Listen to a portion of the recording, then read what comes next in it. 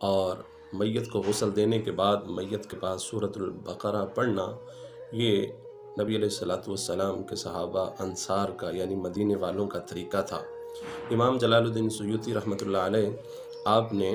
جو ہے وہ نقل کیا، فرماتے ہیں کانت الانصار یقرؤون عند المیت سورۃ البقرہ،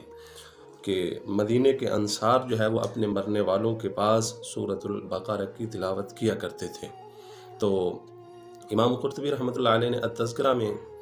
نقل فرمایا اور فرمایا کہ جب وہ جنازہ لے کر چلتے تھے تو ساتھ ساتھ سورۃ بقرہ کی تلاوت بھی جاری رکھتے تھے، اور یہاں پر ہے کہ وہ میت کے پاس جو ہے وہ سورۃ البقرہ پڑھا کرتے تھے۔ تو بہرحال جیسے بھی ہو، میت کو غسل دینے کے بعد گھر میں میت ہے تو وہاں پر بھی سورۃ البقرہ کی تلاوت کرنا یہ حضور کے صحابہ کی سنت ہے، اور اگر ساتھ چلتے ہوئے ہو سکتا ہے کہ گھر سے شروع کرتے ہوں اور ساتھ چلتے چلتے پڑھتے جاتے ہوں، تو بہرحال یہ طریقہ درست ہے اور اس میں کوئی حرج والی بات نہیں ہے، اور فقہا نے اس بات کی اجازت دی ہے کہ سورۃ البقرہ کی تلاوت میت کے پاس کرنا یہ درست عمل ہے۔